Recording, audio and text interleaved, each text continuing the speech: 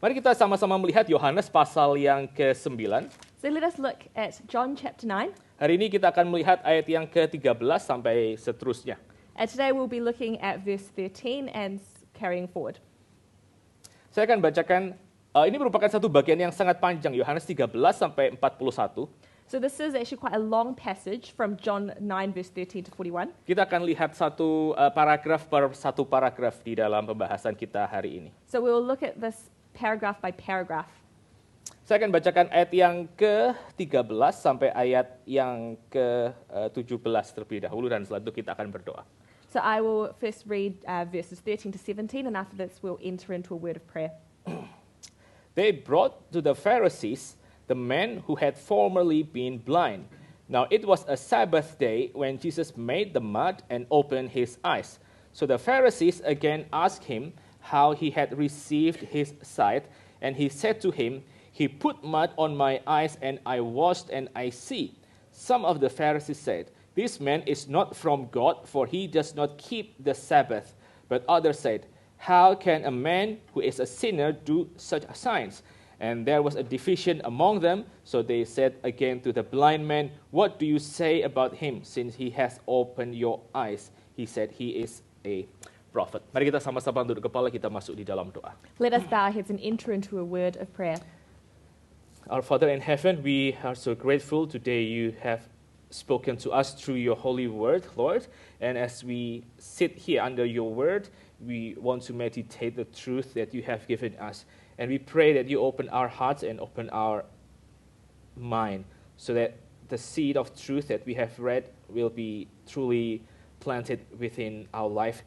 And we long to see that seed of truth will transform our life so that our life might bear fruit tenfold, hundredfold until the years to come. Thank you, Lord. Please have mercy on every one of us.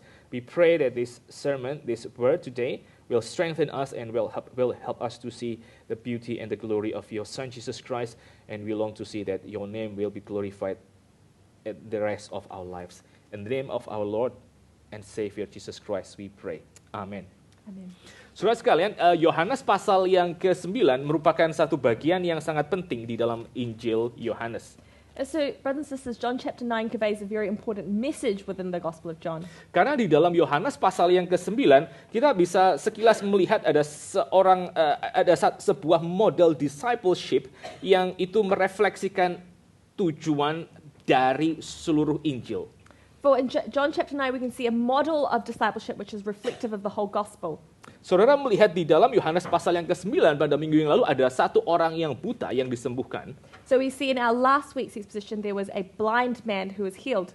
Nah, di dalam Injil sinoptik Matius sampai dengan Lukas itu ada beberapa kali Tuhan menyembuhkan orang buta. And so in the previous Gospels, Matthew to Luke, there were multiple times that Jesus healed blind men. Akan tetapi di dalam Injil Yohanes, maka yang namanya kebutaan itu kayak semacam punya gravitasi yang jauh lebih kuat. But in the Gospel of John, blindness seems to have a greater weight. Karena apa? Karena di dalam Injil Yohanes, maka Yohanes sudah memisahkan dua macam realm. Because in the Gospel of John, John has separated there to be like two realms.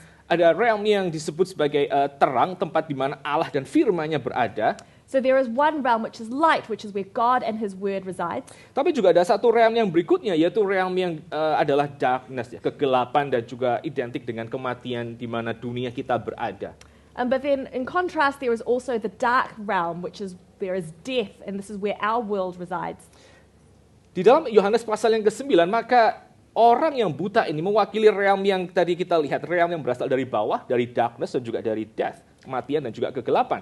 And so in John chapter 9, the blind people, they represent or they reside being in that dark realm, which is darkness and where there is death. Ini merupakan satu tema yang sangat besar dalam seluruh Injil Yohanes. So this represents a very large theme which is seen throughout the book of John. Dan pada waktu kita membaca Injil Yohanes pasal yang ke-9, kita juga harusnya menempatkan bahwa diri kita juga ada di dalam realm of itu ya, darkness and death. And so when we read John chapter 9, we need to understand that we also reside in this realm of darkness and death. Sehingga pada waktu Tuhan Yesus menyembuhkan orang yang buta tersebut, maka harusnya kita melihat bagaimana hidup kita juga ditransformasi dan should be available untuk dipakai oleh Tuhan. And so we see that when Jesus heals the blind man, that is representative of God coming to our lives and healing our lives. Minggu lalu kita melihat bagaimana Tuhan Yesus, dia menciptakan ulang, dia recreate orang yang buta itu. And we see in the last week how Jesus healed the man and recreated the man. Tuhan Yesus dia mengulangi kejadian pasal yang pertama di mana Tuhan mengambil debu tanah dan menciptakan manusia. Sekarang dia mengerjakan hal yang sama kepada mata orang buta tersebut. And it's kind of parallels what Jesus did in Genesis chapter 1 when he created man and he took mud and he formed man and he did this to the blind man to restore his sight. Ada tema rekreasi, penciptaan ulang yang terjadi pada orang yang buta dari lahir. There is a theme of recreation, of recreating this man who was born blind from birth. Lebih jauh pada minggu yang lalu kita juga sama-sama melihat pada waktu Tuhan Yesus selesai membuat tanah tersebut dan meletakkan ke atas mata orang itu. And last week we see that after Jesus kind of formed the earth into mud and then placed it on the eyes of the blind man, Alkitab mengatakan bahwa istilah yang dipakai oleh Yohanes pasal ke-9 adalah Tuhan Yesus dia mengurapi, Tuhan itu anoint mata orang tersebut. and then the Bible says in John chapter 9 that the Lord anointed the eyes of the man. Atau di dalam bahasa Anglicized yang lain ya, Tuhan Yesus itu mengkristening orang tersebut. Or maybe another anglicized version of the word, he christened his eyes. Jadi orang itu kemudian menjadi kayak semacam kayak little Christ di dalam Yohanes pasal yang ke-9. So that person almost became like a little Christ in John chapter 9. Sehingga penciptaan ulang yang kita lihat itu bukan hanya sekedar penciptaan ulang secara fisik di mana orang yang tadinya buta sekarang bisa melihat. So this new birth is not just someone who is physically blind and can now see, Tapi the true creation itu adalah betul-betul menciptakan orang supaya orang itu betul-betul semakin serupa dengan Kristus ya. Itu di-Christened oleh Tuhan sendiri. but that true creation is that person becoming more like Christ, becoming christened to be like Christ. Sehingga seperti yang kemarin kita juga sempat sekilas lihat bahwa di dalam ayat yang berikutnya, di dalam ayat yang ke-9 minggu yang lalu, So last week, as we see in previous verses, like in verse 9, maka ketika semua tetangganya bertanya, apakah engkau adalah orang yang buta itu yang dari lahir? and so all of those neighbors, they asked, is this not the man who used to be blind? Maka orang buta itu bisa mengatakan, I am. And the blind man said, I am. Kalau saudara lihat dalam terjemahan bahasa Inggris, maka saudara melihat di dalam ayat yang ke-9, ESV, orang buta itu mengatakan, I am the man. And so if you actually look in the English version in the ESV, it's translated as the man saying, I am the man. Tapi sebetulnya kalau saudara lihat in the Greek text, dalam teks bahasa Yunaninya, itu tidak ada istilah I am the man. But if you actually look in the original Greek text, there is no word saying, I am the man. Yang ada apa? Yang ada hanya simply I am, ego eimi. Apakah engkau orang buta itu? Ego eimi, I am. But in the original Greek text, all it says is, I am. Dan itu sekali lagi, kita melihat ada kayak semacam gambaran bagaimana Tuhan itu membentuk orang itu sama seperti supaya orang itu boleh semakin mirip dengan Kristus. So we can see an image here of how God is shaping this man to become more like Christ. Nah ini merupakan gambaran, saya percaya setiap kehidupan orang-orang Kristen yang kita sudah diciptakan ulang oleh Allah di dalam Kristus. This is an image in all of our lives, have we been shaped and created to be more like Christ, Supaya kita boleh menjadi orang-orang yang bisa merefleksikan Kristus. so that we may become people who are a reflection of Christ. Pada waktu kita pertama melihat, oke, saya adalah orang berdosa dan saya menerima hidup yang baru dari Tuhan. So when we see that, yes, I am a sinner and I receive this new life from Christ, Kita percaya kepada Tuhan dan kita memperoleh privilege untuk kita boleh merefleksikan Kristus di dalam hidup kita. then we see this privilege that we can reflect Christ in our lives. Dan kita akan sama-sama melihat dan belajar dari kisah ini sekali lagi bagaimana orang yang tadinya buta dan lalu disembuhkan. So we can learn from this passage about this man who was blind but now can see. Dia betul-betul secara konsisten menghidupi identitasnya yang baru. He consistently lived out this new identity. Dan khususnya menghidupi identitasnya yang baru itu bukan tanpa konflik dengan culture di mana dia ada. And actually to live out this new identity is not without conflict with his surrounding culture. Mari kita kembali ke ayat yang ke-13 sampai ayat yang ke-17. So let us return to verses 13 to 17. Pada waktu para tetangga orang buta tersebut melihat bahwa orang buta ini adalah orang yang sama yang mereka tahu dari lahir dia sudah buta. So when the neighbors realized that this man was the same blind man, the man that they knew from birth to be blind, Maka ayat 13 mengatakan bahwa mereka membawa orang ini untuk pergi kepada orang-orang Farisi. and verse 13 says that they brought this man before the Pharisees. Nah kita tidak tahu kenapa mereka memutuskan orang ini harus dibawa kepada orang-orang Farisi. Now, we're not sure why exactly they felt that this man had to be brought before the Pharisees. Tapi kemungkinan besar karena ini adalah orang-orang Yahudi dan mereka tahu ini bukan merupakan satu peristiwa yang mereka bisa lihat setiap hari. But I guess knowing the Jews, that they knew that this was not something that they could see or experience every day. Maka mereka memutuskan kayaknya kita perlu semacam theological commentary atas apa yang sudah terjadi ini. Jadi mereka bawa orang itu kepada orang-orang Farisi. And they probably felt, we need some sort of theological commentary on what has just happened, so they brought this man before the Pharisees. Lalu pada waktu orang-orang Farisi itu melihat bahwa ada orang yang tadinya lahir buta, lalu kemudian disembuhkan, So when the Pharisees have seen that a man who was born blind but is now can see, mereka bertanya bagaimana hal itu mungkin terjadi. Orang yang lahir buta itu menjadi celi, itu bagaimana bisa terjadi? so then they asked, how is a man who's born blind, how can he now see? Nah, saudara, setelah itu orang-orang si orang buta yang disembuhkan, dia mulai menerangkan di dalam ayat yang ke-15 bahwa Tuhan itu sudah meletakkan mat atas matanya dan sekarang dia bisa melihat setelah dia membasuhnya. And so in verse 15, the man explained that Jesus put mud in his eyes and now he can see. Nah, ini merupakan satu transformasi sekali lagi yang digarisbawahi oleh Yohanes pasal yang ke-9. So this is a transformation that is underlined in John chapter 9. Karena apa? Karena sebelum Tuhan menyembuhkan mata orang ini, maka again orang itu buta. But then, before Jesus healed this blind man, he was blind. Tapi bukan hanya sekedar buta, karena di dalam narasi Injil Yohanes, sebelum orang ini dicelikan matanya, kita juga tidak melihat orang ini berbicara sama sekali. And it's not just that before he was healed, he was blind, but we actually see before this man didn't speak. Lalu kapan orang ini yang tadinya buta, lalu mendadak bisa melihat dan sekarang bisa aktif berbicara? And so this man before who was blind, but then after he was healed, he was also actively speaking. Yaitu setelah Tuhan itu memulihkan dia. That was after Jesus has restored him. Saudara mesti mengerti ya, kalau di dalam culture Yahudi abad pertama, orang yang buta itu bukan merupakan satu witness yang bisa dipakai di dalam pengadilan.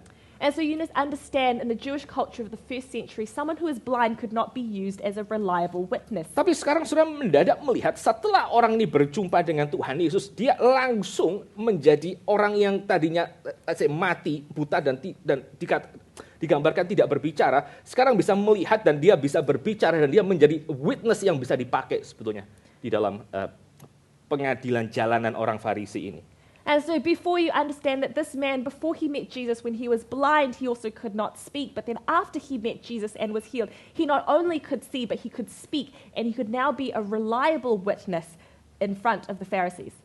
Saudara, kita sama-sama melihat di sini ada kayak semacam perjalanan iman yang terjadi di dalam hidup orang ini. So we can actually see now this journey of faith that this man goes through. Bahwa kelahiran baru, penciptaan baru yang Tuhan berikan di awal, That this new birth, that this new creation that God has given him, itu merefleksikan atau memanifestasikan hidup baru tersebut ketika apa? Ketika dia ada di dalam tanda petik pengadilan yang dikerjakan oleh orang-orang Farisi. this is a reflection and a manifestation of now the trial that he's about to face with the Pharisees. Yaitu dia menjadi saksi Tuhan yang setia di tengah segala oppression dari culture di mana dia berada. So he becomes a reliable and stable witness in the middle of the oppression of his culture. Bahkan ketika orang-orang Farisi itu bertanya setelah mereka menginterogasi orang tersebut, And so the Pharisees, they ask after they interrogate this man, sekarang siapa katamu tentang Tuhan Yesus karena dia sudah membuka matamu? so now what do you say about him since he's now opened your eyes? Orang itu mengatakan apa? Orang itu mengatakan, now he is a prophet. Dia adalah seorang nabi. And so the man replied, he is a prophet. Kalau saudara bandingkan dengan apa yang dikatakan orang tersebut di dalam ayat yang ke-11, ketika dia juga ditanya pertanyaan yang sama, bagaimana engkau disembuhkan? And so if you compare this with the man in verse 11 when he asked, who is it that healed you?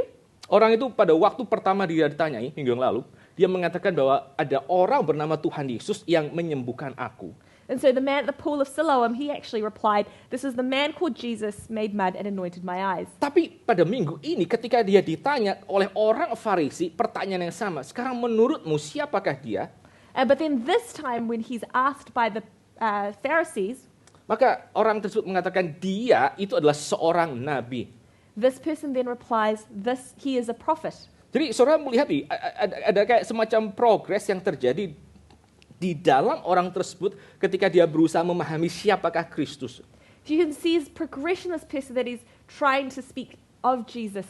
Tuhan in a quick Yesus yang manner. tadinya hanyalah seorang yang bernama Yesus, sekarang pelan-pelan di dalam pemahaman orang yang baru disembuhkan, maka orang yang bernama Tuhan Yesus tersebut itu adalah nabi. And so before, he just said this was a man named Jesus, but now we see a progression that he's trying to honor him even more and says, this is a prophet. Maksudnya apa, saudara? Tuhan Yesus sekarang dikenali sebagai nabi. So what is it now that Jesus is known as a prophet? Simply bahwa Tuhan Yesus itu adalah betul-betul orang yang diutus oleh Allah. And that this means that Jesus is truly someone who is sent by God. Bahwa Tuhan Yesus itu berbicara hal-hal yang diinginkan oleh Allah untuk dia bicarakan. And that so the words that Jesus says are words that God would have him to say. Saudara bandingkan dengan apa yang ditulis sebelumnya di dalam Yohanes pasal yang ke-8 ini. I mean, contrast this with what's written before in John chapter 8. Waktu Tuhan Yesus berbicara kepada mereka, kamu tahu kenapa kamu tidak bisa menerima firman-Ku? And when Jesus said previously, you know why you cannot receive my word?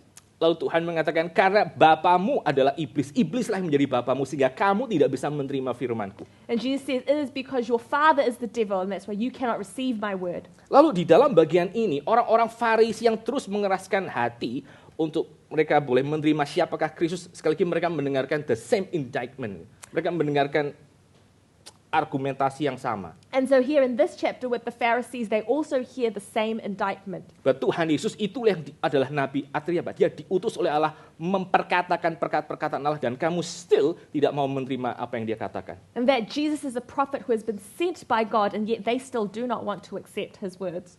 Saudara sekalian, di dalam bagian ini kita melihat ada kayak semacam kesulitan yang dihadapi oleh orang-orang Farisi untuk mereka boleh mengerti siapakah Kristus. And so in this passage we can see the difficulties that the Pharisees have to accept who Jesus is. Kesulitannya apa? Kesulitannya adalah karena mereka melihat bahwa Tuhan Yesus itu menyembuhkan orang ini pada hari Sabat.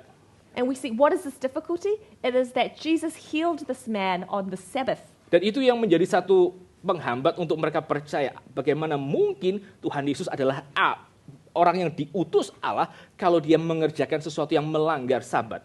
And it's almost became like a stumbling block for them to believe because they said, how could Jesus do something which is forbidden to be done on the Sabbath? Ini merupakan satu tema yang sebetulnya berulang-ulang muncul dalam Injil Yohanes. So this is actually a theme which repeats itself in the book of John. Sebelumnya di dalam Yohanes pasal yang kelima, ini adalah pertanyaan yang sama yang diajukan oleh orang-orang Farisi. Before in John chapter 5, this was a question that was asked by the Pharisees. Sudah tahu apa yang dikatakan oleh orang Farisi di dalam Yohanes pasal yang kelima? Do you know what the Pharisees said in John chapter 5? Bagaimana mungkin kamu bisa menyembuhkan orang yang lumpuh ini pada hari Sabat? So how can you heal this lame man on the Sabbath? Lalu Tuhan Yesus dia menjawab dengan satu kalimat yang akhirnya memancing begitu banyak perdebatan. And Jesus says one phrase which then started quite a lot of debate. Tuhan Yesus mengatakan apa dalam Yohanes pasal yang kelima? So what did he say in John chapter 5? Bapakku bekerja sampai sekarang, sampai Sabat ini.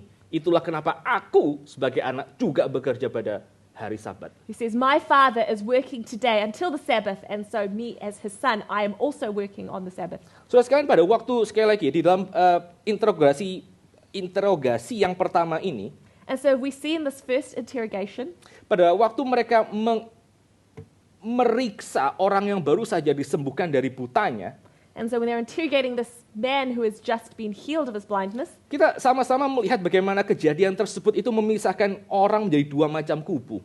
we see how this actually separates people into two different camps. Ada orang-orang Farisi yang mereka pernah mendengarkan perkataan-perkataan Tuhan dari sejak awal Injil Yohanes. And there are some people Pharisees who have heard the word of God, from the beginning of the Gospel of John. Mereka semakin lama tuh semakin keras untuk mereka berespon kepada Tuhan. And their hearts become harder and harder to respond to Christ. Semakin lama semakin sulit untuk mereka percaya kepada Tuhan dan mereka terus tanya ke pertanyaan yang sama. And it becomes harder and harder for them to believe in God, and they keep asking the same questions again. Tetapi di lain pihak kita menemukan ada satu orang yang ketika dia berjumpa dengan Tuhan itu semakin lama dia semakin lembut, itu semakin bisa melihat siapakah Kristus di dalam segala kemuliaannya. And then we see in contrast this other man who the more he communes with God, his heart becomes softer. Dia bergerak dari sekedar tahu bahwa Tuhan Yesus adalah, yang menyembuhkan dia adalah orang yang bernama Yesus. Sekarang pelan-pelan dia mau lihat bahwa Tuhan Yesus adalah prophet. And so slowly, he initially saw Jesus as this man who healed him, but then slowly and surely we see him seeing Jesus as a prophet. Saya percaya di dalam kehidupan kita sebagai orang Kristen ini juga merupakan satu hal yang kita harus refleksikan senantiasa. I feel that as Christians, this is something we need to reflect upon in our own lives. Apakah di dalam kehidupan kita, apalagi kita yang sudah dari sekolah minggu itu besar di dalam pengajaran Kristiani, Especially us who have grown up in Sunday school and in Christian teachings. kita menjadi orang-orang yang sangat terbiasa dengan kisah tentang siapakah Kristus dan apa yang dia kerjakan sehingga itu tidak lagi resonate di dalam hati kita. We become people who are so used to the stories of Jesus and all that he has done that it no longer resonates in our hearts. Ataukah kita semakin lama kita bisa semakin lihat Kristus itu semakin lama semakin jelas, semakin beautiful di hadapan kita. Or do we see Jesus Christ more clearly and more beautiful? Dan kadang-kadang saudara, cara yang Tuhan itu bisa hadirkan di dalam hidup kita itu adalah melalui kontroversi dan juga melalui tekanan seperti ini. And actually how we see Jesus become more real in our lives is through difficulties and through controversies such as this. Orang itu dibiarkan oleh Tuhan untuk hadir di tengah, let's say, absence of God dalam bagian ini. So this man, like Jesus allowed this man to almost experience the absence of God in this particular passage, Untuk dia menerima segala macam tantangan tentang siapakah Kristus. so that he was actually faced with all of these questions and trials about who is Jesus. Dan semua pertanyaan-pertanyaan itu memaksa dia untuk merefleksikan sebetulnya apa yang sudah terjadi dengan hidupnya. And all those questions made him reflect on what has happened to him throughout his life. Dan bukan hanya itu saja, itu juga memaksa dia nanti kita akan lihat bagaimana itu memaksa dia berefleksi tentang siapakah Kristus dari kacamata seluruh perjanjian lama. And actually, as we'll talk about later, it forces him to see who Jesus is through the lens of the entire Old Testament. Kita sekarang tinggal di dalam satu culture yang semakin lama semakin mentertawakan kekristenan. We now live in a culture that is more and more laughing at Christianity. Dan satu sisi ini merupakan satu hal yang kita sangat prihatin ya, kita menjadi sangat concern di dalam bagian ini.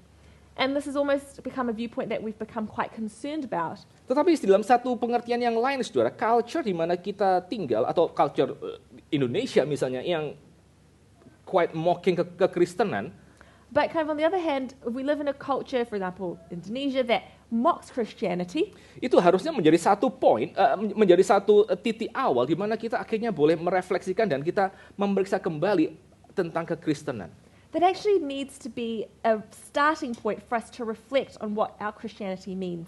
Pertanyaannya bukan apakah kita tinggal dalam culture yang relatif aman dari segala macam caci maki orang, It's not that we live in a culture that is relatively safe from other people, tapi apakah di dalam kultur yang sedemikian kita punya satu kesempatan, even kita punya satu komunitas, but as our culture we have an opportunity or even a community di mana kita diberikan ruang untuk kita memikirkan kembali tentang siapakah Kristus yang mungkin diolok-olok oleh orang di sekitar kita. that we have a room to think, who is this Jesus that is mocked by those around us? Dan kita percaya Bapak Ibu sekalian, kalau Tuhan Yesus itu diutus oleh Allah, bahwa Tuhan Yesus yang menciptakan seluruh isi dunia ini, And we believe that if Jesus is the one who has sent us and who has created this whole world, maka Tuhan Yesus itu dia akan pasti bisa didemonstrasikan sebagai satu sumber hidup dan satu sumber kelimpahan untuk dunia ini.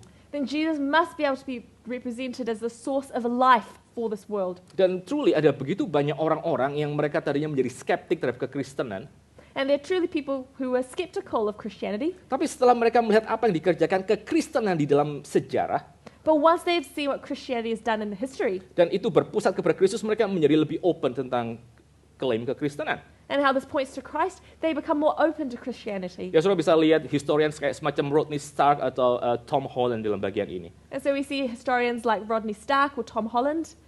Tapi intinya saudara, kita sebagai orang Kristen ya, di dalam satu culture yang terus menghina kekristenan, kita mesti punya satu ruang untuk kita sekali lagi merefleksikan tentang siapakah Kristus demi iman kita bertumbuh dan kita bisa share kepada orang lain. And so as Christians, we need to have this, in the middle of a culture which mocks Christ, the ability to reflect what we believe in.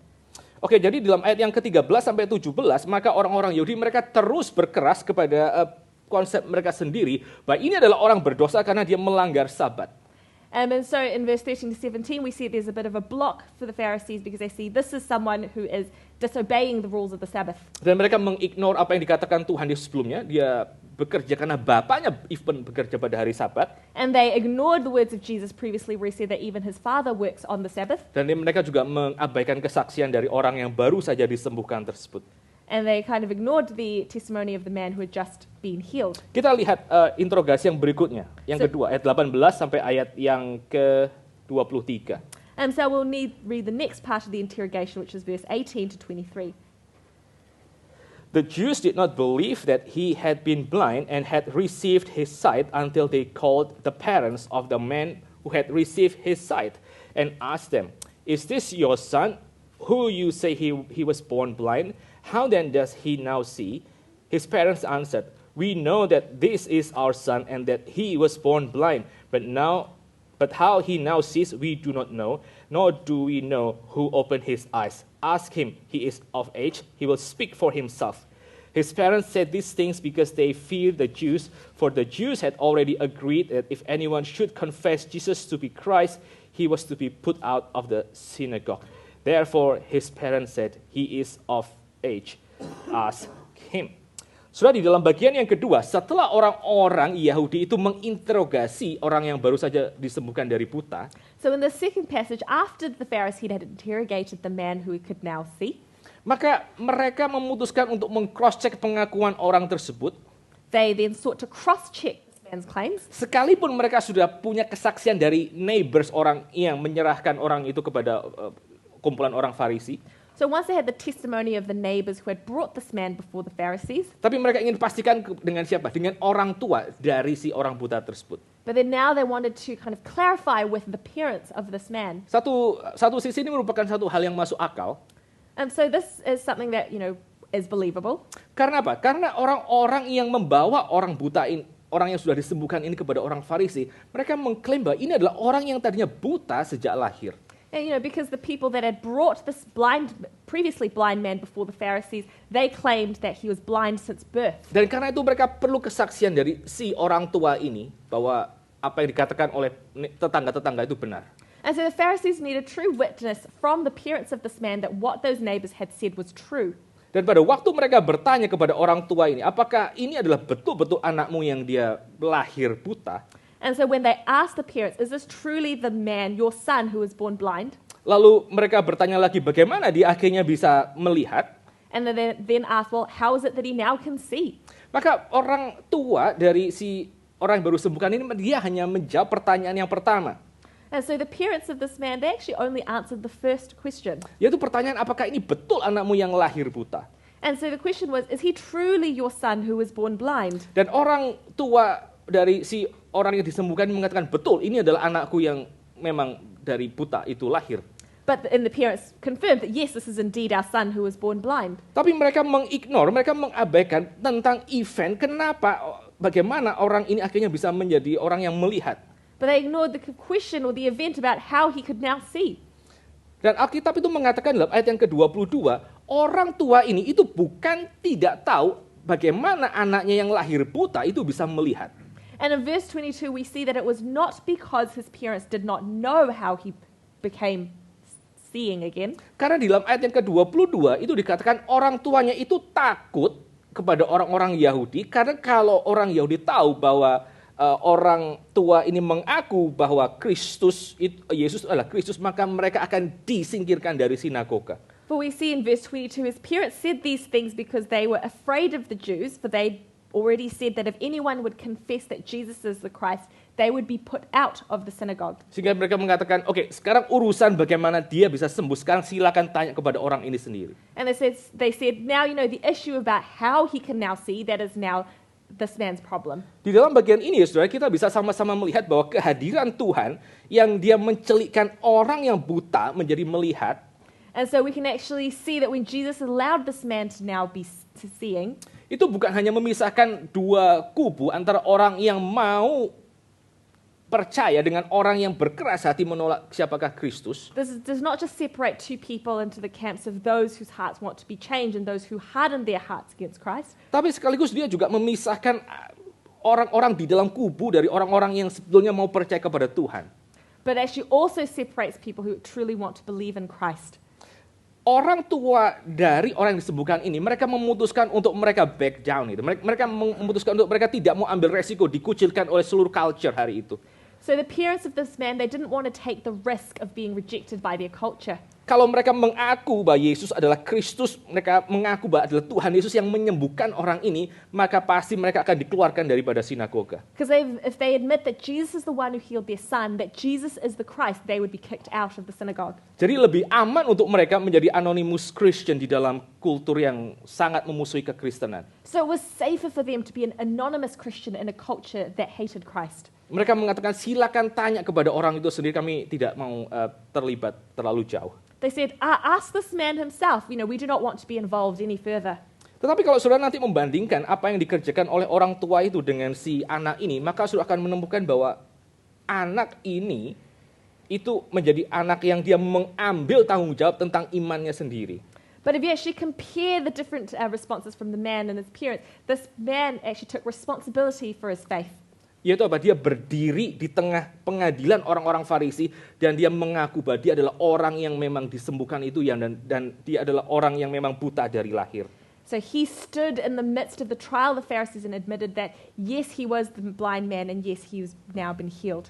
Dengan dia mengaku bahwa dia adalah orang yang disembuhkan, bahwa dia betul-betul buta dari lahir, dengan demikian juga dia semakin mengafirmasi bahwa Kristus itu bukan dari dunia ini. So the more that he stood there and said that, yes, I am the man who was born blind from birth, the more that he is actually affirming that Jesus Christ is not of this world. Saudara sekali lagi di dalam ayat yang ke-18 sampai ayat yang ke-23, ini merupakan juga satu refleksi dan juga teguran bagi kita sekalian. So verse 18 to 23 is a reflection and almost a rebuke for us as well.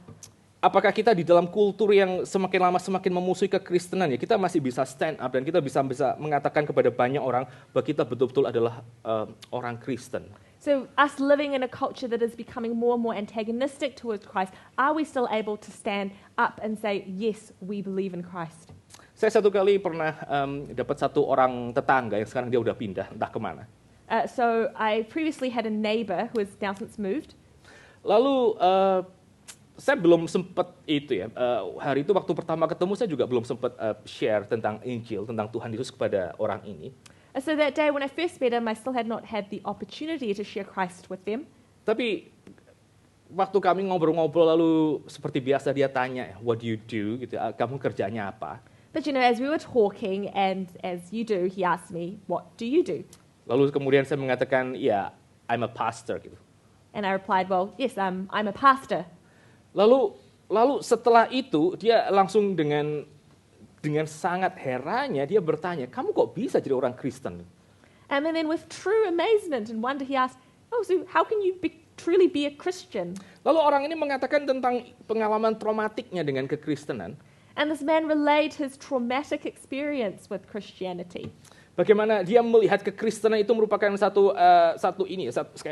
sistem religion yang sangat-sangat imposing rules dan juga imposing beliefs kepada orang-orang yang sedang mencari gitu, para seekers. And we see how Christianity was a religion which imposed all of these rules and regulations upon people who are just truly seekers. Lalu akhirnya dia mengatakan, dia cerita kepada saya, akhirnya dia meninggalkan kekristenan sama sekali karena dia lihat itu bukan sesuatu yang works for him.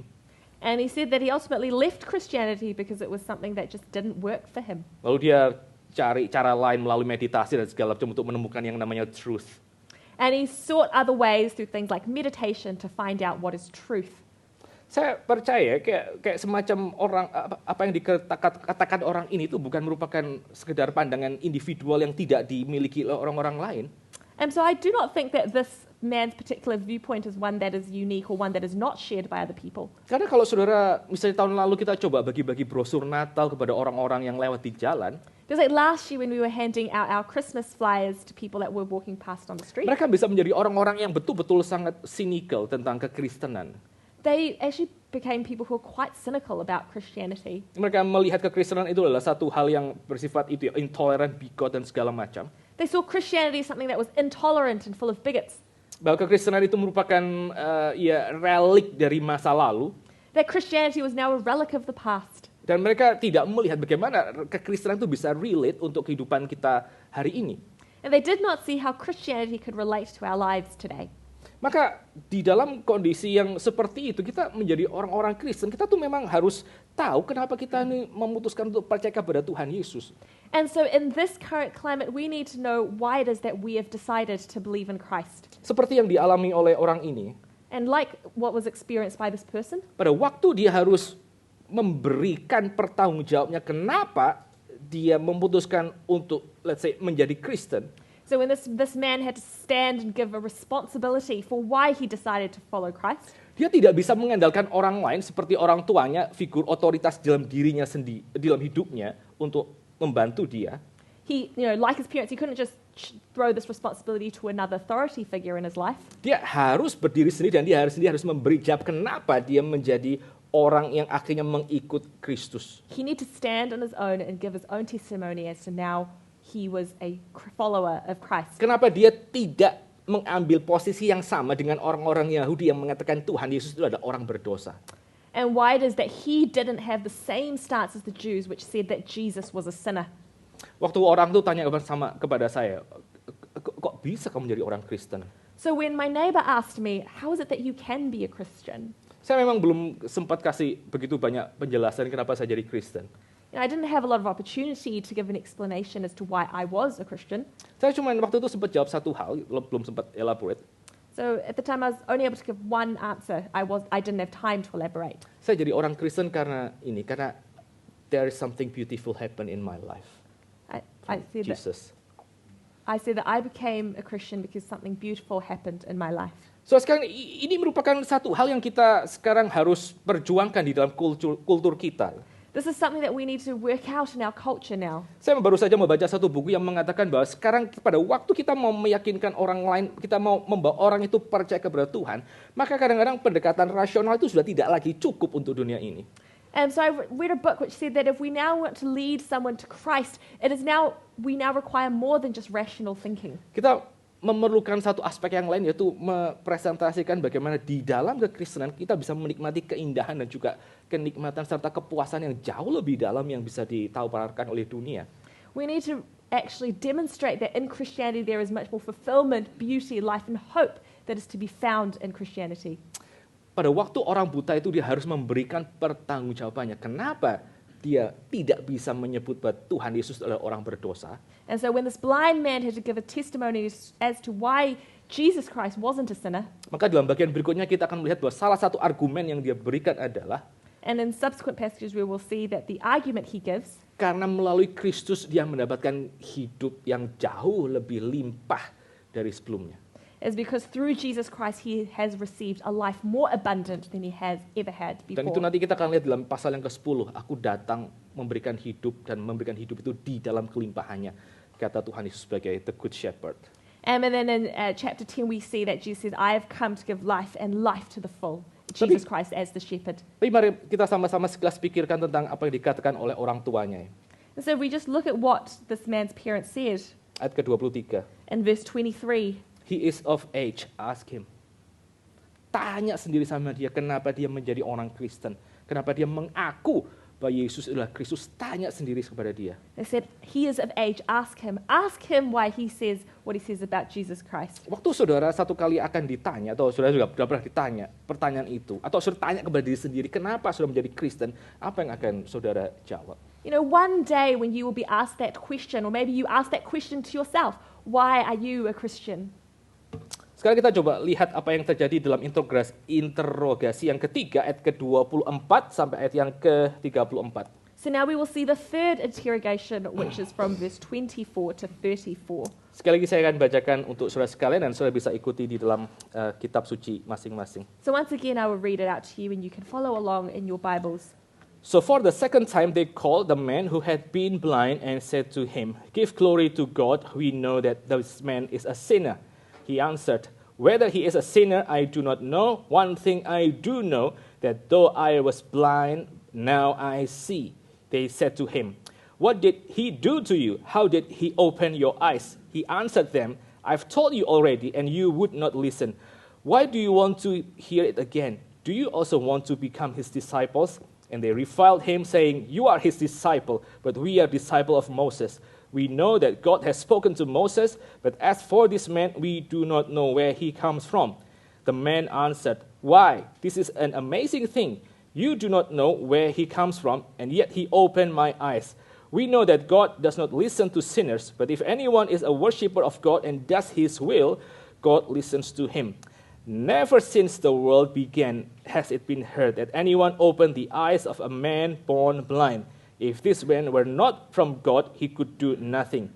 They answered him, "You were born in utter sin, and would you teach us?" And they cast him out. Saudara, di dalam bagian yang ketiga, interogasi yang ketiga, maka sekali lagi mereka setelah menanyai orang tua dari orang yang disembuhkan ini, mereka pergi sekali lagi mengadili orang buta yang tadinya buta ini. So in this third interrogation, after the Pharisees had spoken to this man's parents, they then went back to interrogate this man. Dan mereka mengatakan di dalam ayat yang ke-24, "Give glory to God, we know that this man is a sinner." And so in verse 24 they said, "Give glory to God, we know that this man is a sinner." Pertama-tama kita bisa lihat ada beberapa observasi yang sebetulnya menarik. So for this we can see there's a few interesting observations. Mereka mengatakan bahwa give glory to God sebelum mereka mendapatkan jawaban dari orang yang tadinya buta. And so interestingly they said, "Give glory to God," before they had heard this man's reply. Padahal kalau kita lihat di dalam kacamata yang lebih luas, sebetulnya siapa yang bisa giving glory to God di dalam pasal yang ke-9 ini? So we actually look from a wider perspective, who is it that is able to give glory to God? Karena di dalam seluruh prinsip Injil Yohanes, Because through all the principles in the Gospel of John, maka orang tuh bisa mempermuliakan Allah itu hanya melalui Sang Anak. that people can only glorify God through his Son. Allah itu hanya bisa dipermuliakan ketika orang itu datang kepada Yesus Kristus. God can only be glorified if people come to Jesus Christ. Jadi pada waktu mereka mengatakan kepada orang buta yang mempertahankan tentang siapakah Kristus, give glory to God, itu sebenarnya satu hal yang very very ironic. And so, when the Pharisees say to this blind man, "Give glory to God," it's actually very ironic. Karena dari tadi orang buta itu sedang giving glory to God by exalting the Son. Because before, the blind man had already been giving glory to God by exalting the Son. Lalu justru orang-orang Farisi ini yang mereka sebenarnya tidak giving glory to God karena mereka menghina Sang Anak. And actually, it's the Pharisees who were not giving glory to God because they were mocking the Son. Lalu lebih kacau lagi, saudara, mereka juga mengatakan kalimat yang berikutnya, we know that this man is a sinner. And actually, to add insult to injury, they actually say the statement, "We know this man is a sinner." Saudara tahu kenapa ini kacau? And how come this is a complete mess? Karena kalau saudara mengikuti seluruh percakapan, saudara akan melihat bahwa mereka menuduh orang yang buta dari lahir itu adalah orang yang berdosa. And we see that from the very beginning, they have said that this man who was born blind is a sinner. Lalu sekarang ada orang yang menyembuhkan mata orang yang buta dari lahir, dan mereka juga tuduh orang yang menyembuhkan ini, Tuhan Yesus, juga adalah orang yang berdosa. But then now comes a man who has healed this blind person. He is now also considered a sinner. Jadi buat mereka, maka semua orang ini di luar mereka itu adalah orang berdosa. Orang yang buta dari lahir itu berdosa. And so in their perspective, everyone outside of their group is a sinner. This man who was born blind is a sinner. Lalu pada waktu mereka tahu ada orang yang bisa menyembuhkan kasus yang sedemikian rupa, menyembuhkan mata orang yang dari buta itu, mereka juga tuduh orang berdosa. But then subsequently, when there was someone who can heal this blindness, they also said he is a sinner. Lalu pertanyaan adalah siapakah yang kemudian tidak berdosa? And so now the question is, who is without sin? Orang yang dari lahir nggak buta gitu, tanpa disembuhkan. So is it the person that was born not blind and could see? Kalau saudara ingat apa yang terjadi di dalam Yohanes pasal yang ke-8. So we actually look in John chapter 8. Itu ada satu kisah yang diselipkan dalam Injil Yohanes. This is kind of a passage that is slipped in the Gospel of John. Siapa yang merasa tidak berdosa, itu orang-orang tidak buta. Siapa yang merasa tidak berdosa, silakan ambil batu pertama lalu lempar wanita ini. And it says, who is it that is without sin, meaning those who are blind, not blind, they can cast the first stone at this woman. Lalu kisah itu mengatakan tidak ada satu orang pun yang berani ambil batu untuk melempar wanita yang dituduh, wanita yang tertangkap sedang melakukan adultery. And it says in the passage that there was not a single person who dared to throw a stone at this woman who had been caught in an act of adultery. Dengan kata lain apa? Even mereka pun yang lahir bisa melihat pun berdosa. And we see that even those who were born seeing could see their own sin. Jadi saudara bisa melihat di dalam kacamata orang Farisi itu betul-betul ada satu kekacauan kategori di sana. So we actually see through the eyes of the Pharisees, there's just complete confusion of the correct categories. Orang yang lahir buta itu berdosa, The person who is born blind is a sinner. mereka sendiri juga sadar mereka berdosa. They themselves cannot see that they are sinners. Lalu ada satu pribadi yang bisa menyembuhkan mata orang yang dilahirkan buta, itu mereka juga masih tuduh berdosa. And there was a person who could now heal this man who was born blind, and they have said that he is a sinner. Ayat yang ke-25, kita lihat sekali lagi apa yang dikatakan oleh orang itu. And so in verse 25, we can see what it is said of these people. Whether he is a sinner, I do not know. One thing I do know, that though I was blind, now I see. Aku tidak tahu urusan tuduhanmu mengenai apakah orang itu berdosa, tapi satu hal yang aku tahu, aku yang tadinya buta, sekarang aku bisa melihat. Kata Tuhan Yesus. Oke. Nah, sekali lagi saudara, ini merupakan satu hal yang kita senantiasa terus lihat ya di dalam Yohanes pasal yang ke-9. This is something that we keep seeing in John chapter 9. Bahwa satu hal yang membuat orang itu terus berdiri di dalam Tuhan adalah karena apa? Karena dia sendiri mengalami bagaimana dia sudah pindah dari maut itu ke dalam hidup. So one thing that we can see in the Gospel of John is people who have been saved from the mouth of death and is going into life. Dia tahu bahwa dia yang tadinya lahir buta bisa melihat itu bukan hasil usahanya sendiri.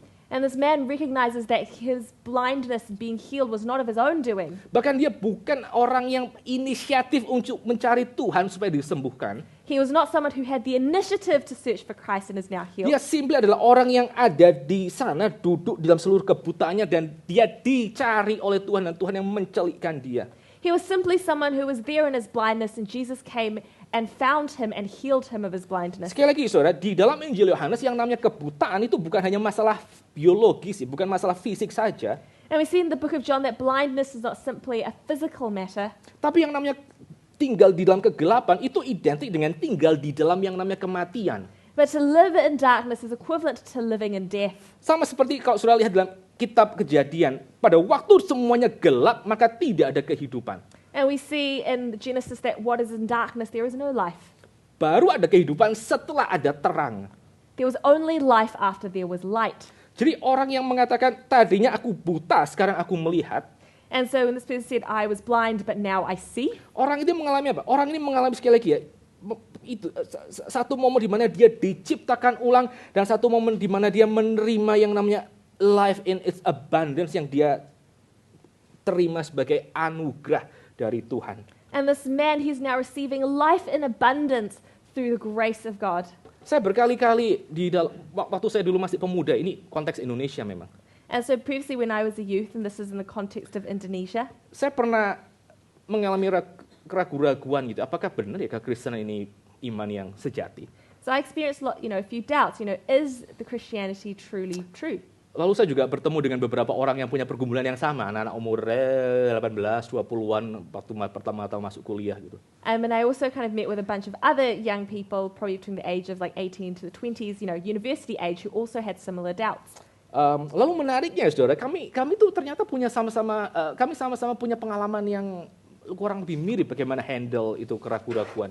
And it was quite interesting because we all had kind of different ways of dealing with our doubts. Ada satu teman saya mengatakan, saya tuh sebetulnya bingung pada waktu menghadapi begitu banyak pertanyaan dari begitu banyak orang-orang yang beragama lain. And then one of my friends, he said, he actually felt confused when he had lots and lots of questions from people of other religions. Saya juga tidak punya banyak hal yang saya bisa jawab kepada mereka, bahkan saya sendiri juga mungkin kebingungan. He said, I also, didn't really know how to reply to them, and maybe I myself was confused. Tapi satu hal yang saya tahu, teman saya mengatakan, But my friend said, there was one thing that I did know. saya tidak tahu jawaban dari semua keberatan mereka apa, tapi saya tahu satu hal. Pokoknya Tuhan Yesus sudah mati di atas kayu salib untuk saya. Itu cukup. But he said, even though I may not be able to answer every single one of their questions, there is one thing that I know for sure. It's that Jesus died on the cross For me. for me. Kalau saudara ikut National Gospel Rally yang kemarin baru lewat. So if you had actually attended the National Gospel Rally that occurred last month, Sebelum khotbah itu ada satu testimoni dari Pastor Jimmy. so before the sermon, there was a testimony from Pastor Jimmy. Interesting ya, dia juga punya pengalaman yang sama menghadapi berada dalam kesulitan tersebut. Dari mana saya bisa tahu bagaimana kekristenan itu adalah the true faith gitu. And so Pastor Jimmy also experienced the same thing where he said, how do I know that Christianity is the true faith? Lalu akhirnya dia membaca satu buku Pak Tong, lalu ada satu kalimat di sana. And when he actually read a book by Pastor Tong, and there was a particular sentence there. Hanya kekristenan di mana kita melihat bahwa bukan manusia yang cari Allah ke atas, tapi Allah yang turun ke bawah dan mencari dan menyelamatkan manusia. He said, it is only in Christianity that we see it. It is not man who seeks God, but God comes down and seeks man. Satu kali, ini satu ilustrasi sangat terkenal, tapi ilustrasi dari real life. This is a very powerful illustration and well-known one, but it's one in real life. Satu orang teolog besar itu bernama Karl Barth, satu kali dia menghadiri satu konferensi teologi internasional. So a theologian named Karl Barth was once heading an international theological conference. Nah, itu orang yang sangat besar sekali yang hari itu di tengah segala macam gempuran teologi liberal dia berusaha mempertahankan kekristenan. So this was a very, very big conference, and he was a very famous theologian who was to defend Christianity.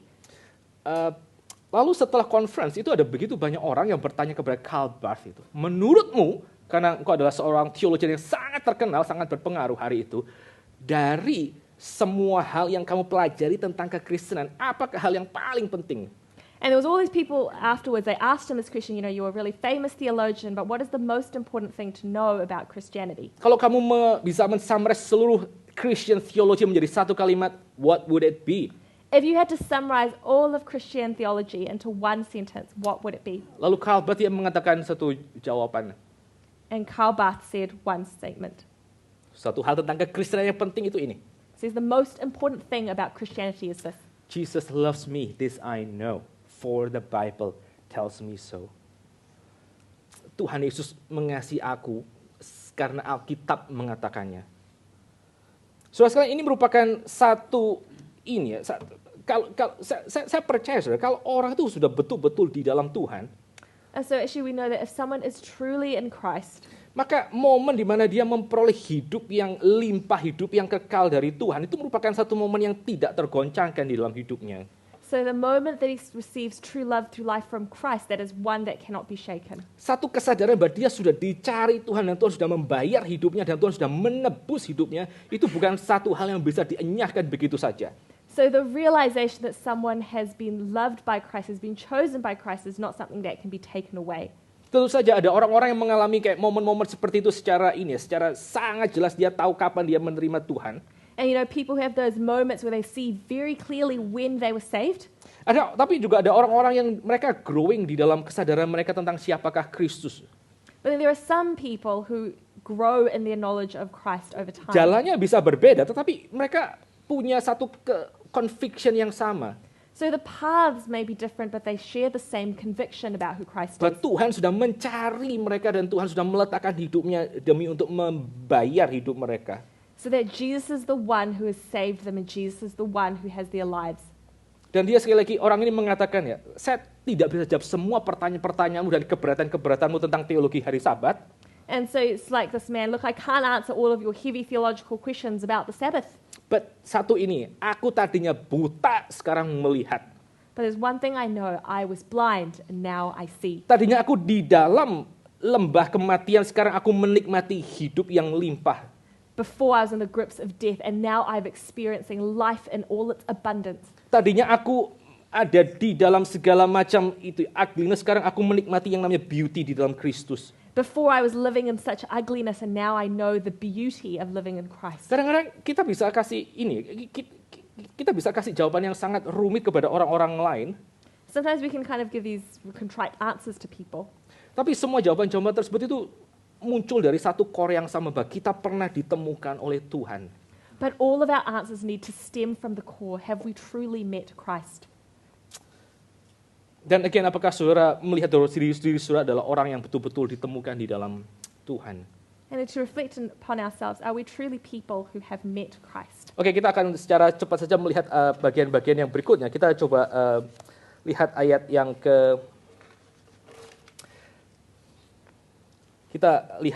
yang ke-27.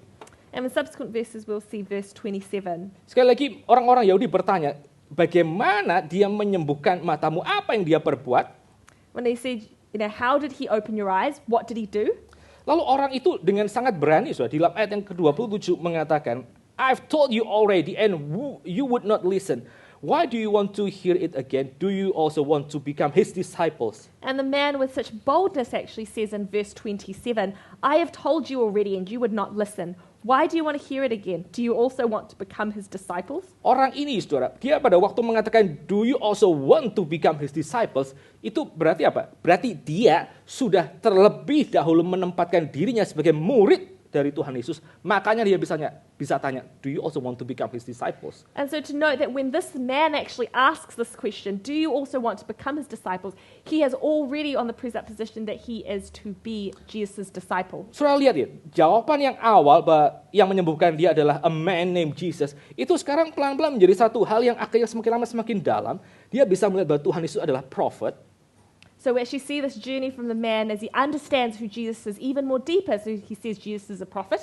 Dan sekarang pelan-pelan dia menempatkan dirinya sebagai pengikut atau murid, disciples dari Tuhan Yesus. And now he considers himself as a disciple of Jesus Christ. Saudara, di dalam kultur timur yang namanya menjadi murid itu bukan sekedar masalah intelektual belaka. And so in Eastern culture, to be a disciple of someone is not just an intellectual exercise. Ya saya berapa kali waktu National Gospel Rally kemarin Pak Tong berapa kali kasih teguran kepada orang-orang yang mendengar. And so during the National Gospel Rally, Pastor Stephen Tong would give a rebuke to a few people. Mereka mengatakan, kadang-kadang Pak Tong mengatakan gini, kalau kamu tidak memberitakan Injil, maka kamu bukan muridku, gitu misalnya. And so Pastor Tong would say, if you do not preach the gospel, then you are not a disciple. Not my student. Or not my student. Atau dia bicara kepada orang-orang yang dari suku Batak yang mereka dimenangkan oleh pelayanan Ludwig Nommensen. He was speaking to the people of Batak who have been converted, a lot of them, to Christianity by Ludwig Nommensen, the German missionary. Kalau kamu tidak pergi dari daerahmu dan menginjili orang lain, maka engkau juga bukan murid dari Nommensen. And so he said, if you do not leave your districts and preach the gospel, then you are also not followers of Ludwig Nommensen. Saya percaya di dalam kultur timur ya, seperti yang merupakan kultur di mana Alkitab itu ada, menjadi murid itu bukan sekali lagi masalah informasi. And so we know that in Eastern cultures, to be a disciple of someone is not simply information. Tapi menjadi murid itu betul-betul life changing, itu betul-betul satu modeling supaya akhirnya hidup satu orang tuh makin mirip dengan hidup rabinya atau gurunya. But actually to be a disciple is something life-changing, is that your life is modeled and shaped to become more like the rabbi. Sehingga pada waktu orang itu mengatakan, do you also want to become his disciples? Dan dia mengasumsikan dirinya adalah murid Tuhan Yesus. So when this man asks, do you also want to become his disciples? And him himself assuming that he is also a disciple. Maka dia sudah ada availability untuk dia semakin lama semakin ditransform menjadi seperti Kristus. Then he is wanting that availability to become more shaped to become like Christ. Lalu saudara lihat apa yang dikatakan oleh ayat yang ke-28. And then we can see in verse 28. You are his disciples, but we are disciples of Moses. 29. We know that God has spoken to Moses, but as for this man, we do not know where he comes from. Kamu murid orang itu, kamu murid Tuhan Yesus, tapi kami adalah murid Musa. We are disciples of Moses. We know that God has spoken to Moses. Injil Yohanes itu sudah mengatakan, even Musa pun itu menulis tentang Tuhan Yesus. Pasal yang kelima. But in the Gospel of John chapter 5, it says, but Moses also wrote about Jesus. Jadi pada waktu orang-orang Yahudi mengatakan, kami adalah murid Musa, kami adalah murid Tuhan Yesus, orang itu. So when the Jews said to this man, we are disciples of Moses, but you are disciples of this man. Dari terang Yohanes pasal yang kelima yang mengatakan bahwa Musa itu menulis tentang Tuhan Yesus. But in John chapter 5, we see that when it says Moses wrote about Jesus. Maka sebenarnya siapa yang truly muridnya Musa? Then we see who is truly a disciple of Moses. Ya orang yang disembuhkan itu, ini yang betul muridnya Musa, karena Musa itu menulis tentang Tuhan Yesus. Was this man who was healed, he is a true disciple of Moses, because Moses himself wrote about Jesus Christ. Jadi kalau kita baca pasal yang ke-9, kita betul-betul ini diputar balikan seluruh konsep kita. So when we read chapter 9, our concepts are kind of turned around. Orang-orang Yahudi mereka mulai dengan satu hal yang keliru. So the Jewish people, they began with something that was twisted. Bahwa orang yang berdosa itu adalah orang yang misalnya lahir buta, itu adalah orang berdosa. And they believed that those who was born blind, it was because they are the sinners. Tapi seluruh pasal yang ke-9 itu mendefinisikan dosa di dalam level yang jauh lebih dalam. But all of chapter 9 actually demonstrates blindness to a much deeper level. Yaitu apa? Orang yang buta itu adalah orang yang mereka tidak bisa melihat siapakah Kristus sesungguhnya. Itu adalah orang yang truly buta. It is that people who could not see Jesus as who he truly is, they are the ones who are truly Tidak blind. peduli mereka sudah berapa tahun dididik dalam Torah, tidak peduli mereka seberapa lama menjadi orang Kristen tinggal dalam gereja, tidak peduli mereka seberapa sering mengikuti kelas, kalau mereka tidak bisa melihat who Jesus is dan mereka akhirnya memperoleh keselamatan dari Tuhan, mereka masih buta. So it didn't matter how long that they had learnt the Torah or how long someone has gone to church or how many classes they have. If they cannot see Jesus Christ who truly is, and they are truly blind. Kita lihat lagi apa yang dikatakan oleh orang itu selanjutnya ya. Kita lompat ke ayat yang ke-32. And so we can go to verse 32. Never since the world began has it been heard that anyone opened the eyes of a man born blind. Tidak pernah ditulis sejak dunia itu diciptakan ada orang yang buta dari lahir itu disembuhkan. Kata orang tersebut. Dan itu betul saudara. Kalau saudara lihat dalam seluruh perjanjian lama, tidak pernah ada kisah mujizat penyembuhan orang buta dari lahir. And that verse 32 is true because if you look at the Old Testament, there is not a single miracle where a blind man could now see. You know, blind man from birth Oh, itu blind. dilahirkan. Kalau penyembuhan orang buta itu pernah terjadi di dalam perjanjian lama. Because there was healing of a blind in the Old Testament. Elisa tuh pernah buat satu pasukan musuh itu buta sekejap, lalu kemudian dicelikkan lagi setelah mereka keluar dari kota. And it's like with the prophet Elisha, he was able to blind an entire troop of the enemy, but when they left, they could see again. Tapi menyembuhkan mata orang buta dari lahir itu tidak pernah dicatat di dalam perjanjian lama. But the healing of a blind man from birth is something that has never been documented before. Tidak pernah dicatat dalam sejarah dunia menurut worldview Injil Yohanes. So it had never been heard of in the history of the world, as said in the Gospel of John. Jadi pada waktu orang buta itu mengatakan hal ini belum pernah terjadi sebelumnya, tidak pernah dunia itu mendengar ada kejadian seperti ini, itu mengasumsikan bahwa Tuhan Yesus itu coming from not coming from this world. Dia bukan berasal dari dunia ini. So it is referencing that this blind healing was something that had never been seen in the history of the world. It is actually referencing that Jesus Christ is not of this world. So lihat itu, orang-orang ini itu refleksinya tuh semakin lama semakin dalam. So we see as this person reflects, it becomes deeper in his knowledge. Sampai akhirnya dia menemukan satu titik di mana dia tahu ini bukan merupakan satu hal yang bisa dikerjakan oleh dunia ini. Until he gets to a point that he realizes what has occurred is not something that can occur in the power of this Dan sekali world. lagi saudara, apa yang dia boleh alami dalam hatinya itu bukan tanpa konflik, bukan tanpa struggle, bukan tanpa segala macam pergulatan dengan pertanyaan-pertanyaan orang lain yang tidak percaya. And we see that he gets to this point without any conflict, without needing to wrestle with the questions and doubts from other people. Well, ini just ilustrasi sih ya. Bruce Lee itu ya, Bruce Lee. Saudara tahu Bruce Lee kan? That Bruce Lee. So I'm going to give an illustration about that Bruce Lee. Dia menjadi satu orang yang sangat legendaris karena apa? Karena dia berkali-kali ini ya, dia berkelahi dengan begitu banyak orang dari berbagai macam aliran. He became legendary because he sparred with people from lots of different methods of fighting. Sehingga dia menjadi apa yang kita kenal. So that's how he became the person we know today. Apa yang terjadi dalam dunia fisik itu bukan tanpa ini, bukan tanpa resonan dalam dunia rohani gitu. So what happens in the physical world resonates with that in the spiritual world. Kadang-kadang pada waktu orang itu kita nggak punya ini satu akal yang betul-betul rooted dalam kekristenan. Because when we don't have something that's truly rooted in Christianity, Mungkin bisa disebabkan oleh banyak hal. you know, that could be due to a lot of things. Tapi juga salah satu yang sangat mungkin adalah kita mungkin juga jarang struggle tentang pertanyaan-pertanyaan yang diberikan oleh dunia ini kepada kita. But maybe it's because we haven't really struggled with the questions that our culture actually asks of us.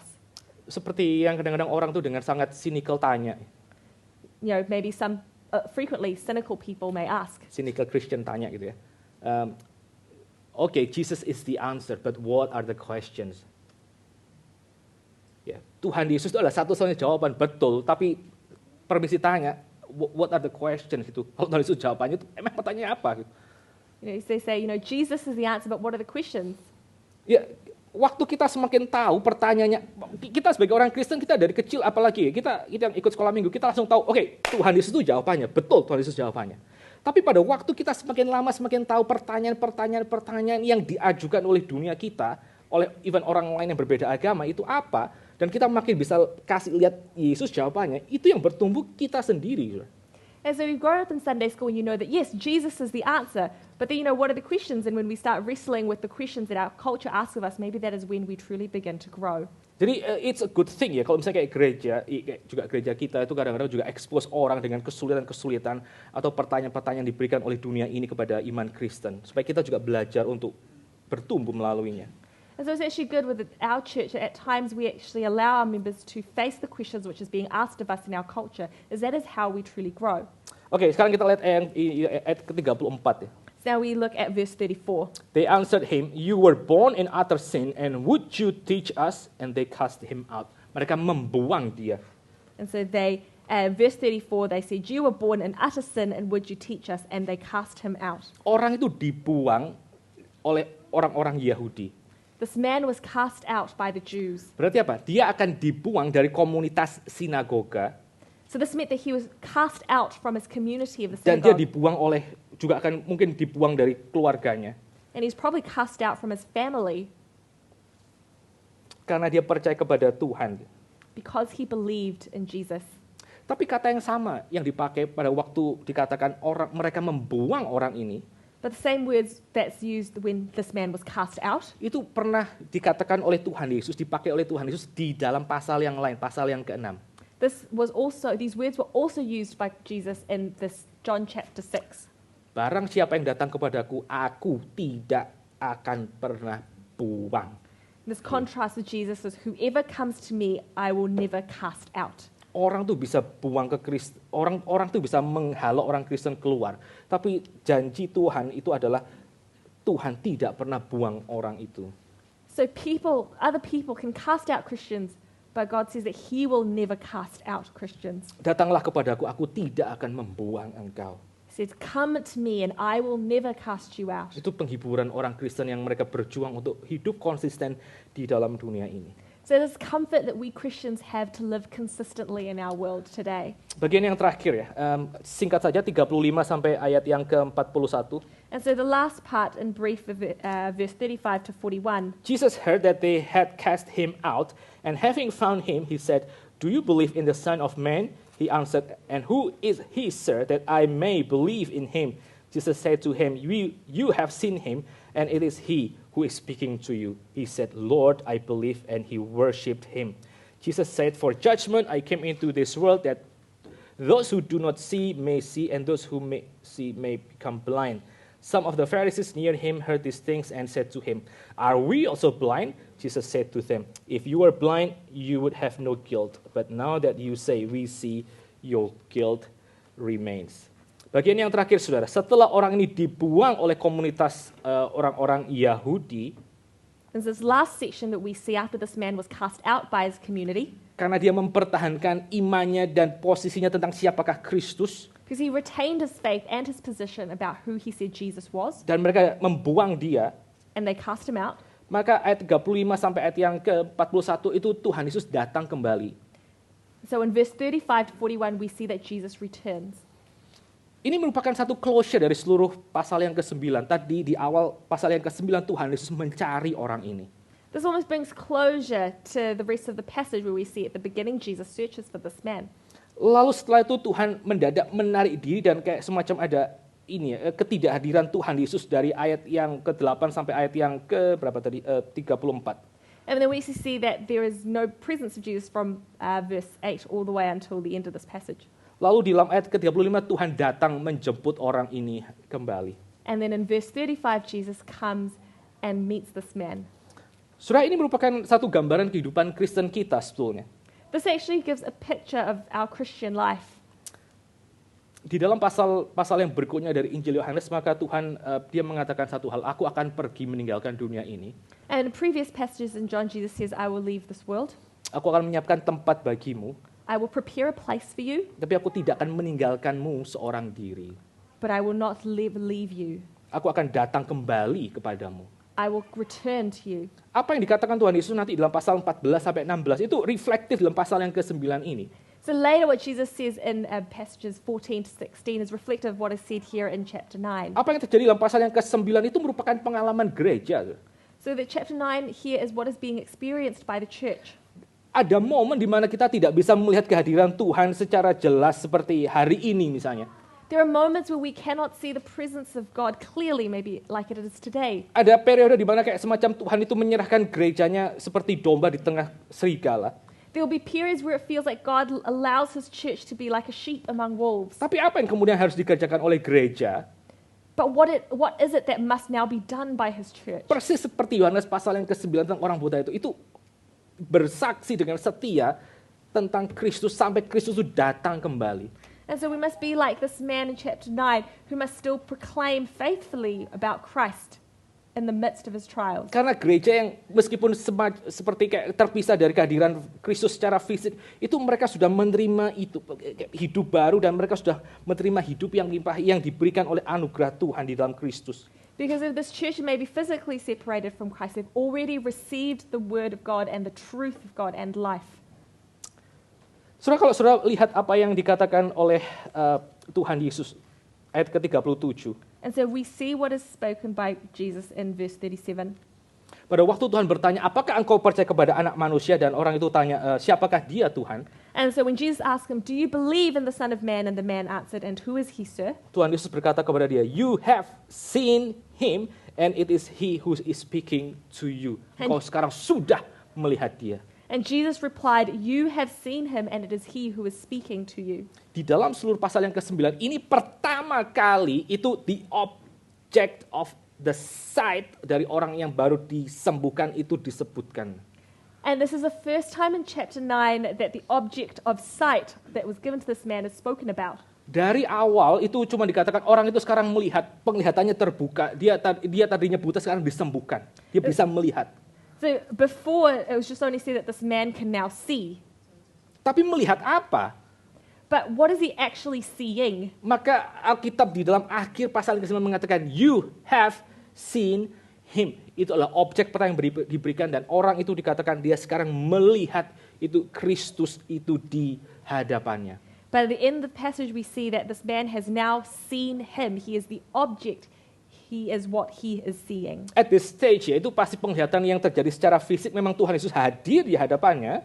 At the stage when this man is seeing Jesus in front of him. Tapi kalau kita melihat apa yang terjadi dengan diri orang itu, dari tadi dia terus-menerus diinterogasi dan dia terus-menerus setia kepada Tuhan. But we see with this man what's happening in his heart the whole time he was being interrogated. Itu secara iman dia sudah melihat Kristus. Dia mengantisipasi hari itu di mana dia bisa melihat Kristus. So in faith he had already seen Christ and he is anticipating the day that he will see Christ. Itu ada satu lagu hymn yang sangat indah, It is Well With My Soul.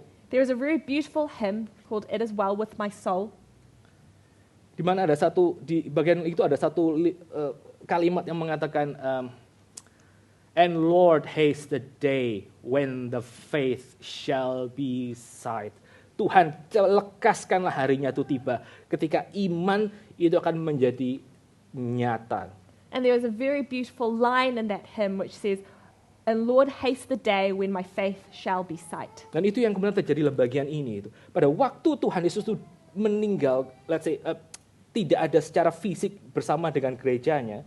And so this is what is happening in this passage, that though Jesus is not physically present with his church, Ada satu jaminan, satu kali kelak gereja itu akan melihat Tuhan itu hadir di hadapannya ketika dia datang kedua kalinya.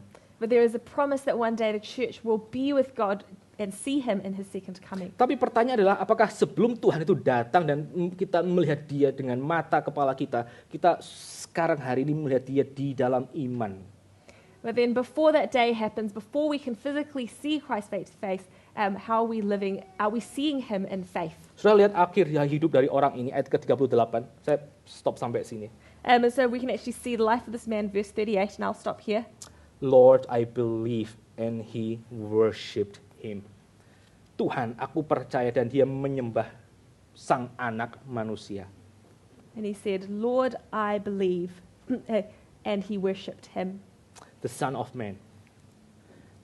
The Son of Man itu merupakan titel yang Tuhan Yesus itu pakai untuk dirinya sendiri. So the Son of Man, that is a title that Jesus used for himself. Son of Man itu merupakan satu divine title. The Son of Man is actually a divine title. Yohanes pasal yang ketiga Tuhan Yesus mengatakan the Son of Man itu yang turun dari sorga dan yang akan naik lagi. In John chapter 3, Jesus says the Son of Man is the one who descends and will ascend to heaven. Pasal yang ke-6, the Son of Man itu adalah dia yang turun dari sorga dan yang memberikan tubuhnya sebagai roti hidup dan darahnya sebagai minuman untuk orang boleh terima hidup yang kekal. And in John chapter 6, it is the Son of Man who comes down from heaven, gives his body and his blood. The Son of Man itu divine title. So the Son of Man is a divine title. Dan akhir daripada perjalanan orang ini adalah dia melihat itu the Son of Man di hadapan dirinya dan dia penuh dengan sukacita, dia tersungkur dan dia menyembah the Son of Man tersebut. And we see that this man, he gives with joy as he sees the Son of Man. Sekali lagi saudara, Yohanes pasal yang ke-9 itu merupakan satu pasal yang sangat penting dalam Injil Yohanes. And so John chapter 9 is a very important passage within the book of John. Pasal ini menjelaskan apa yang dimaksud dengan terang itu bercahaya di dalam kegelapan. And so what does it actually mean for the light to shine in the darkness? Pasal ini menjelaskan apa yang dimaksud dengan ayat ke-18 dari Yohanes pasal yang pertama. And this is actually talking about verse 18 in John chapter 1. Tidak ada satu orang pun yang bisa melihat Allah kecuali sang anak itu menyatakannya kepada orang yang dia mau. There is no one who's able to see Christ unless he himself reveals himself to them. Pasal yang ke-9 itu menjelaskan tentang natur dari pertobatan Kristen yang sejati. This passage talks about the true change that occurs in the life of a Christian. Dan pasal ini menjelaskan tentang pengharapan akhir orang Kristen berjumpa dengan Tuhan. And this passage speaks about the hope that Christian has one day be with Christ. Biarlah kiranya kita boleh menjadi orang-orang yang terus dikuatkan. Mari kita sama-sama tunduk kepala kita masuk dalam doa. So let us be Christians who are strengthened by Christ. Lord, we thank you for this portion that we meditate today, Lord. We are so grateful that you have explained to us the truth in John chapter 9, Lord. And as you have opened the eyes of the blind from birth, Lord, please do open our eyes, Lord. We who have been hearing about the gospel, we pray that you would grant us the true conversion and true repentance and true eternal life, Lord. Please bless every one of us, Lord, and we want to commit our life to follow you, and please use our life to be your witness in this dark and fallen world until one day you come and meet us again. In the name of our Lord Jesus Christ we pray. Amen. Amen.